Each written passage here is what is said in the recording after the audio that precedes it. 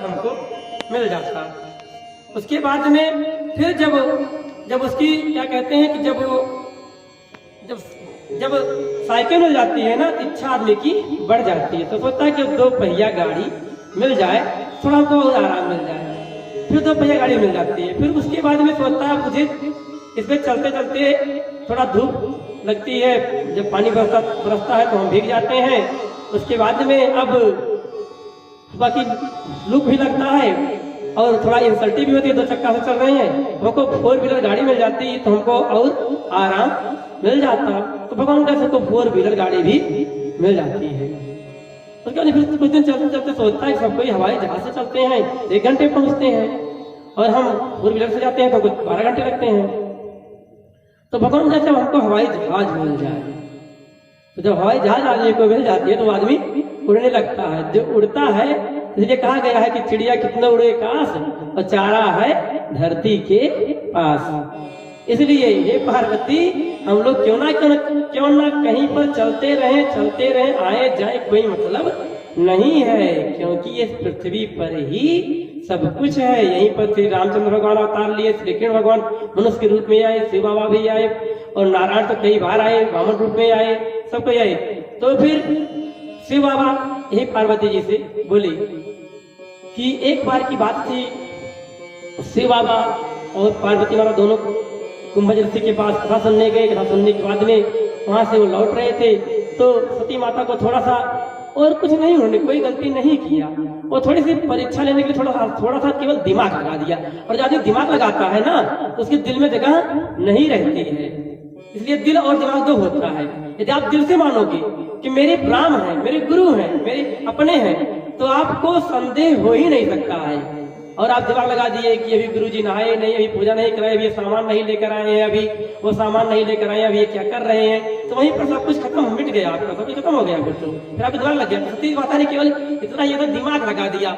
शिव बाबा ने कहा कि राम कथा मोने बरज बखाने, राम कथा मोने बरज बखाने, राम कथा मोने ब्रज बखाने, राम कथा मोने बरज बखाने, राम कथा मोने बरज बखाने, सोने महेश परम सुख माने,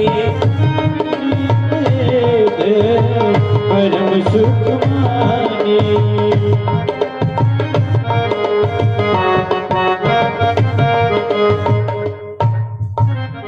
राम कथा मुनि वर्ज बखानी। ये बात सत्य है कि जो जिसके लायक होता है उसको वही प्रदान किया जाता है। तो शिव बाबा उस लायक थे, तो उनको कथा सुनाए, और राम कथा राम के गूढ़। तो फिर राम कथा सुनाए महाराज। उसके बाद में कथा सुनाने के बाद में पार्वती जी को यहीं पर थोड़ा सा संदेह हो गया माता सती माता को कि यदि ये वक्ता है तो फिर श्रोता का पैर क्यों छू लिए, साष्टांग दंडवत क्यों किए? क्योंकि अखिलेश्वर समझ गए कि हमारे जो है शिव बाबा पार ब्रह्म है, अखिलेश्वर है, इनको प्रणाम करने से मेरा उदय होगा, मेरा भाग्योदय होगा। तो उनको प्रणाम कर लिए।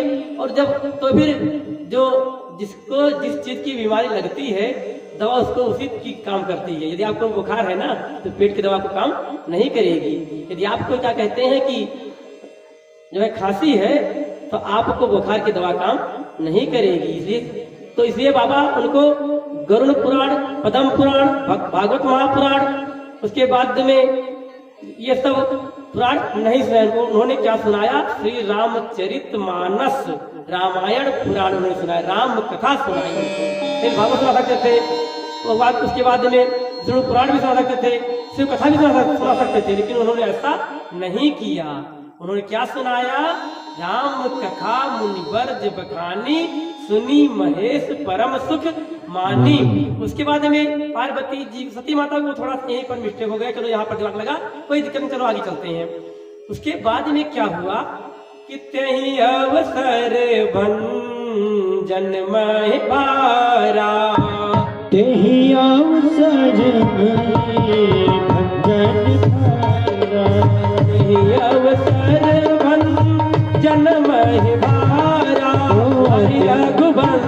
से लीन अवतार हरि मंगल से लीन अवतारा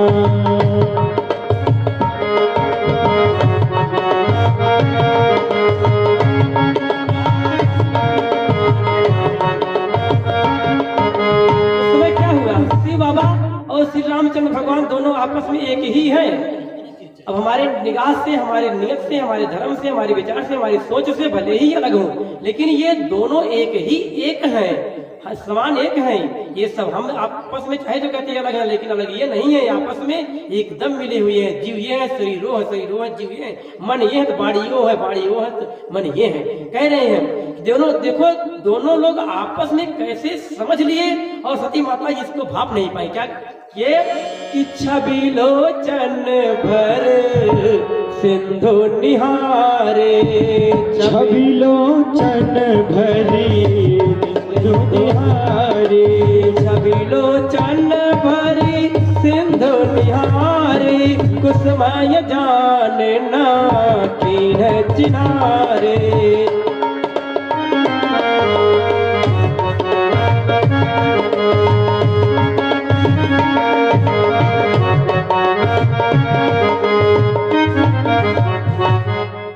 उसके बाद में छवि लोचन भर सिंधु निहारी और कुसुमय जान नकीन चिन्हारी। कितनी बड़ी बात आपस में कर लिए कि कोई समझ ही नहीं पाया, आपस में दोनों लोग समझ लिए।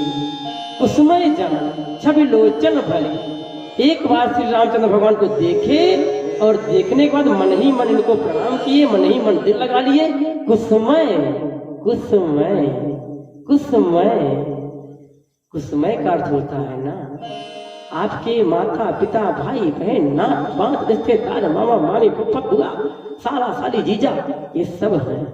लेकिन जिस दिन आपका कुसमय, आपका वक्त बुरा आ जाएगा तो कहेंगे I don't know who are you, मुझे मालूम नहीं तुम कौन हो। क्योंकि यदि आपके पास बहुत सारी धन संपत्ति है, आपका समय अच्छा है तो चार लोग रिश्ता लगाए कि हमारे रिश्तेदार हैं, लेकिन आपका समय यदि बुरा आ गया, खराब हो गया, आप फर्क लीजिए, किसी से पैसा मांग के देख लीजिए इस मौके पर, तो आपको समझ में आ जाएगा कि मेरा कौन अपना है। जय श्री राम। एकदम एक इसी पर। और बाकी आप कहीं जेल में फंस गए